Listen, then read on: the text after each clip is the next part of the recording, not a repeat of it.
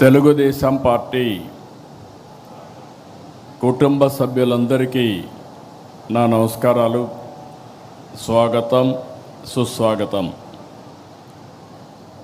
కొత్తగా కమిటీలోకి వచ్చిన వారందరికీ కూడా అభినందనలు, శుభాకాంక్షలు.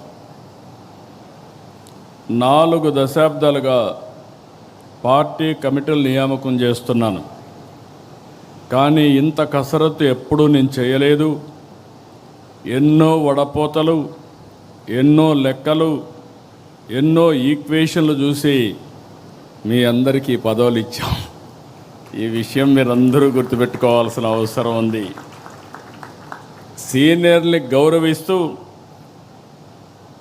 కొత్త వారికి అవకాశాలు ఇస్తూ, కష్టపడిన వారికి చోటిస్తూ కమిటీలు ఏర్పాటు చేయడం జరిగింది. సీనియారిటీ, సిన్సియారిటీ, సోషల్ రీఇంజనీరింగ్తో దాదాపు 250 మందితో కమిటీలు ఏర్పాటు చేసుకున్నాం. అనుభవం, యువశక్తి, సమర్థత గీటురాయిగా పార్టీ కమిటీలు ఏర్పాటు చేశాం. పార్టీ పదవులు చేపట్టిన మీ అందరికీ మనస్ఫూర్తిగా మరొక్కసారి కంగ్రాచులేషన్స్, ఆల్ ది బెస్ట్.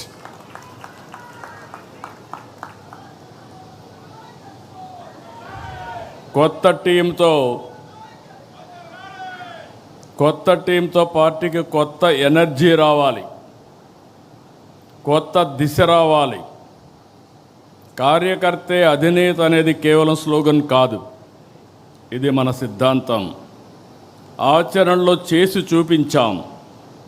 ఈరోజు వేదిక పైన చూస్తే ఒక మండల పార్టీ అధ్యక్షురాలని, ఒక క్లస్టర్ ఇన్ఛార్జిని పాలిట్ బ్యూరో మెంబర్గా చేయగలిగాం. ఈరోజు మా రామ్మోహన్ నాయుడు గారు కేంద్ర మంత్రి కార్యకర్త స్థానంలో కూర్చుంటే, ఆ కార్యకర్త పాలిట్ బ్యూరో స్థానంలో కూర్చున్నారు. అది తెలుగుదేశం పార్టీ విశిష్టత. ఇది దేశంలో వేరే పార్టీలో సాధ్యం కాదు. That is Telugu Desam. ఏదైతే చెప్పామో దాన్ని నిరూపించుకుంటున్నాం. పార్టీ ఆవిర్భావం నాడు ఎంత ఫ్రెష్ లుక్ ఉందో, అది 40 ఏళ్ళు వచ్చినా అదే ఫ్రెష్ లుక్ ఇప్పుడు కూడా కనిపిస్తుంది. దేశంలో తెలుగుదేశం పార్టీ ముందు పుట్టిన పార్టీలు ఉన్నాయి, తర్వాత పుట్టిన పార్టీలు ఉన్నాయి. అయితే ఇంత పటిష్టమైన నిర్మాణం, బలమైన క్యాడర్ కలిగిన ఏకైక పార్టీ తెలుగుదేశం పార్టీ, వేరే పార్టీ లేదు.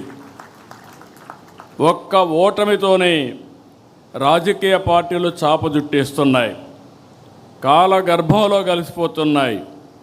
కానీ గెలిచినా ఓడినా ఎప్పుడూ సగర్వంగా ఎగిరే జెండా మన పసుపు జెండా. 44 ఏళ్ళలో అనేక సంక్షోభాలు, సవాళ్లను చూశాం. కానీ మన పసుపు జెండా పౌరుషం మాత్రం ఎప్పుడూ తగ్గలేదు, ఎప్పుడు ఎవ్వరూ తగ్గించలేరు. తెలుగుదేశం పార్టీ కార్యకర్తలు ఎప్పుడూ మీసం మెలేసే నిలబడతాడు తప్ప ఎవ్వడికి భయపడడు, తల వంచడు. 4 దశాబ్దాల మన ప్రస్థానం అద్భుతంగా సాగింది. తెలుగుదేశం పార్టీ శాశ్వతం. తెలుగు జాతి ఉన్నంత వరకు తెలుగు వారి గుండెల్లో ఉండేది ఏకైక తెలుగుదేశం పార్టీ. దాన్ని ఎవ్వరూ ఏమీ చేయలేరు. ఇది సాగాలంటే మనం మరింత బలోపేతం కావాలి. 2024 ఎన్నికల్లో టికెట్లు కావచ్చు, ఈరోజు పార్టీ కమిటీలు కావచ్చు. కొత్త తనానికి, యువతరానికి, మహిళలకు ఎక్కువగా అవకాశాలు ఇచ్చాం. ఎప్పుడు కూడా ఈరోజు చూస్తే నాకెంతో ఆనందంగా ఉంది. ఈ మీటింగ్లో మొట్టమొదటిసారిగా మహిళలకు సముచితమైన స్థానం ఇచ్చాం. రాబోయే రోజుల్లో ఇంకా ఎక్కువ స్థానం ఇస్తాం. అందుకే కేంద్రంలో ప్రవేశపెట్టిన బిల్లును మీరు చూస్తే మహిళా రిజర్వేషన్స్ పూర్తిగా మద్దతు ఇచ్చిన ఏకైక పార్టీ మొదటి నుంచి తెలుగుదేశం పార్టీ.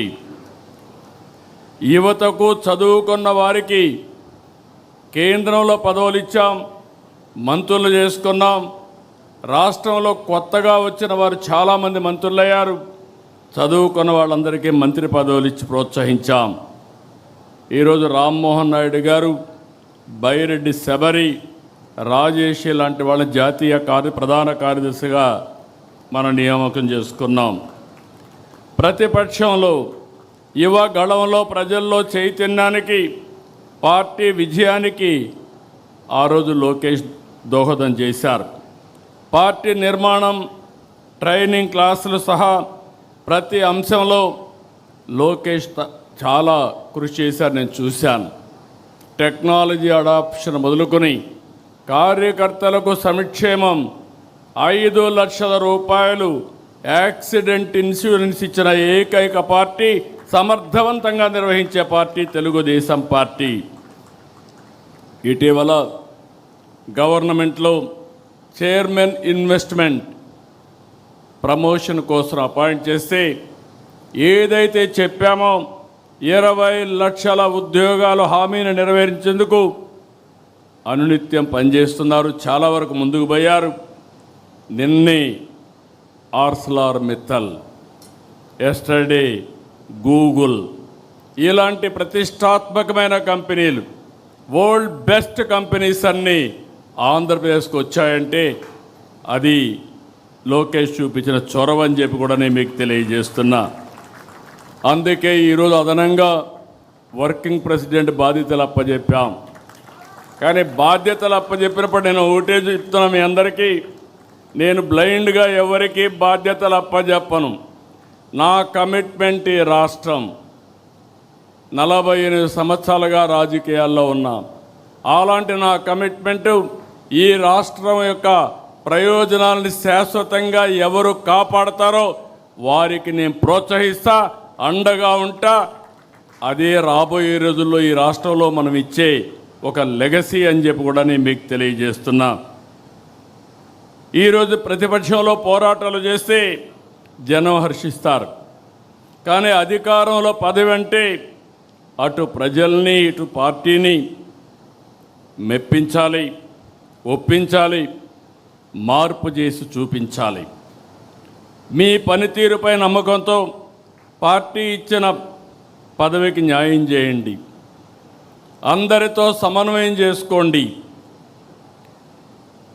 నిర్ణయాలు తీసుకుని పార్టీని ఎక్కడికక్కడ ముందుకు నడిపించడంలో అందరూ కూడా ముందుకు పోవాల్సిన అవసరం ఉంది.